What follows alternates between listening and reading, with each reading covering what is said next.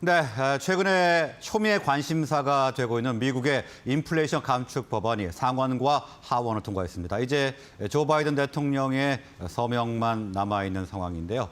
국내에서는 이 법안의 발효로 수혜가 예상되는 업종과 종목작 찾기 작업이 한창인 상황입니다. 오늘은 이 법안이 우리 화학기업에 미치는 영향들 자세하게 분석을 해보도록 하겠습니다. 그리고 아직 끝나지 않은 봉쇄, 중국의 봉쇄 현장에 대해서 자세하게 알아보도록 하겠습니다. 케미컬 에너지 투자자문의 차홍선 대표, 강혜경 고문 나오셨습니다. 두 분 어서 오십시오. 예, 안녕하십니까. 예, 안녕하십니까.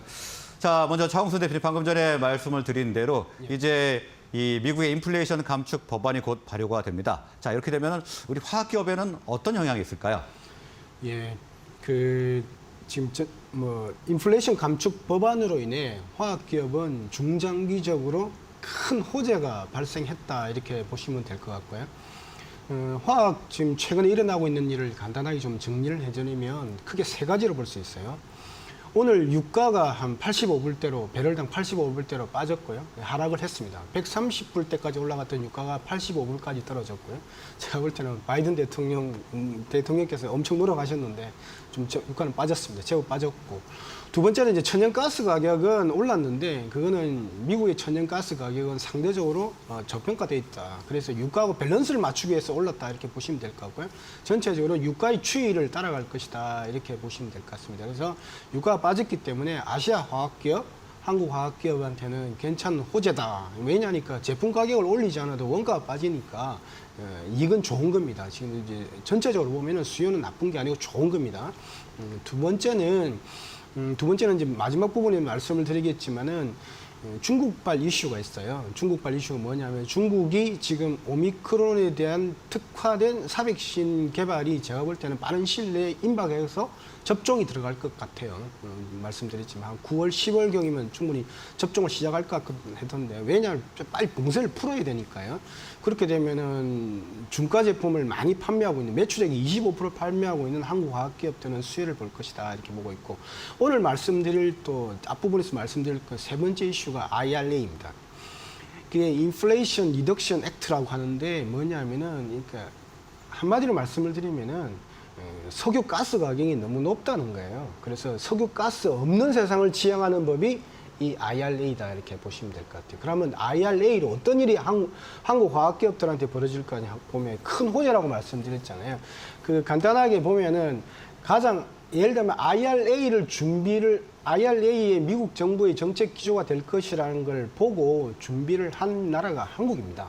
한국에 보면은 이 포스코 케미칼 같은 경우는 보시면 알겠지만은 화학업종 내에서도 보면 화학업종이 한 20% 움직일 때 그림을 보시면은 포스코 케미칼 같은 경우는 독보적으로 움직였어요. 뭐냐, 한 14배까지 움직이는 그런 형태를 보이고 있습니다. 그래서 보면은 포스코 케미칼이 뭐 하는 회사입니까? 보시면 푸른색이 포스코 케미칼이에요. 그리고 2016년, 17년도부터 움직였어요. 자, 미국에 테슬라가 있으면은 한국에 포스코 케미칼이 있었다 이렇게 보시면 돼요. 뭐냐면 테슬라는 전기차지 않습니까? 그럼 배터리가 있어야 되고 배터리 들으면 양극재, 음극재가 있어야 되겠죠. 이게 음극재를 최초에 만들기 시작했던 회사가 한국에서 포스코 케미칼이었어요. 보시면 알겠지만은 거의 1조 때 하던 게 지금 12조 원까지 12배 올랐고요. 피크 타임은 14배까지 올라갔다. 그래서 한국은 이미 IRA가 있을 줄 알고 많이 준비하고 있었고 많이 준비되고 있다 이렇게 보시면 될 것 같고. 그럼 IRA가 뭐 하는 거냐를 한번 보실 필요가 있을 것 같아요. IRA 그 다음 장을 보시면은 IRA는 크게 보면 세 가지예요. 뭐냐면은 딱 한마디로 말씀드리면 아까 말씀드렸다면 석유와 가스가 없는 세상을 지향하는 게 미국이에요. 왜냐하니까 미국이 지금 이제 에너지가 18% 석유 생산합니다. 전 세계에. 그런데 매장량 규모로 보면은 10% 이하예요. 한 6%, 7%밖에 있지 않아요. 그러니까 소유력이 없어서 석유가 없어서 저렇게 러시아에 고생을 하는 걸 보니까 미국도 석유 가스 없는 세상을 지향하는 거예요. 이번에도 보면은 석유 가스 때문에 인플레이션 때문에 미국의 GDP 성장률이 올해 같은 경우는 마이너스로 갈 수 있지 않습니까? 그런 게 이제 두렵다는 거예요. 그래서 에너지 코스트를 떨어뜨리고 두 번째는 보시면은 에너지 안보를 높인다는 말이 뭐냐면은 러시아나 이란이라든지 이런 중동 국가한테 의존하지 않겠다는 거예요. 그럼 뭐야? 미국에서 에너지를 만들겠다는 거예요. 뭘로 만들겠다? 전기차, 수소 트럭, 태양광, 풍력 이런 원자력 이런 걸로 수소 발전 이런 걸 만들겠다는 겁니다. 그래서 대의명분은 온실가스를 감축하는 거예요. 그 감축하는 거를 바탕으로 하고 있다 보시면 될 거고, 마지막 문장에 보시면은 또 중국에 대한 견제가 있어요. 왜냐하면 민주당 상원 쪽에서 나오는 그 요약집인데 중국에 대한 의존도를 줄이겠다는 거예요. 자, 그래서 보면은 요번에 그 다음 장에 보시면 낸시 펠로시 하원 의장이 어디 방문했습니까? 싱가포르, 대만, 한국, 일본을 중심으로 이렇게 미국과 중심으로 이런 차세대 에너지 안보를 키워가겠다는 게 이게 미국의 정책이다 보시면 될 것 같습니다. 그리고 보면은 왜 이런 일이 벌어지냐면은 2001년도 때 중국이 WTO에 가입하면서 그때 낸시 펠로시 하원 의장이 그때 당시에 굉장히 반대했습니다. 중국 가입시키지 말자고 그랬는데 일단 가입이 되면서 중국이 미국을 따라가게 된 큰 전기가 됐죠. 그래서 이제 중가 같은 경우는 다 따라왔는데 이제는 고가 에너지 안보되는 거에 대해서는 이렇게 미국이 하겠다. 미국이 이런 동맹국들과 같이 하겠다는 게 미국의 전략이다 보시면 될 것 같고. 그럼 우리나라 기업들은 어떻게 되냐면은 제가 볼 때는 예를 들면 준비를 많이 하고 온 기업들, 예를 들면 일본 주자 LG화학이죠. LG화학이라든지 이런 전자 배터리 기업들도 그렇고 제가 볼 때는 지금 캐시카우를 바탕으로 하는 화학 업종 중에서 수소라든지 이런 소재라든지 이런 쪽에 전략적으로 좋은 거를 지금 현재 하고 있는 기업들 같은 경우는 제가 볼 때는 어찌 보면 IRA가 큰 그림 보면 대형 호재다 이렇게 말씀을 드립니다. 네, 대형 호재로 작용할 인플레이션 감축 법안이다 이렇게 말씀을 해주셨고요. 저희가 서두에 인플레이션 법안에 대해서 바이든 대통령의 서명을 앞두고 있다고 말씀을 드렸는데 지난 밤에 바이든 대통령이 이 법안에 서명을 했습니다. 그래서 공식적으로 발효가 됐다는 점 정정해 드리겠습니다. 다음은 강혜영 고문님. 자, 중국의 코로나 봉쇄가 완전히 풀리지 않고 있습니다. 우리 화학 기업들은 물론이고 미국 경제도 이 중국의 코로나 봉쇄 해제를 기다리고 있다고 하는데요. 지금 상황을 좀 살펴볼까요? 네, 중국의 이 코로나 봉쇄 해제에 대해서는 두 가지를 좀 고려해서 생각하는 게 가장 좋다 이렇게 보는데요. 첫 번째는 코로나로 인한 봉쇄이기 때문에 코로나 백신과 치료제가 어떻게 개발되고 공급이 돼서 이 봉쇄에서 해제가 될 것인가 하나가 있고요. 최근에 7월 말부터 해서 중국 그 내부에서의 변화가 하나가 있습니다. 그래서 이런 변화를 좀 이렇게 우리가 감지해 볼 수 있는데 이 두 가지를 좀 보는 게 좋습니다. 첫 번째, 이 중국의 이 코로나 백신을 이제 우리가 지수를 가지고 좀 설명을 좀 드리면요.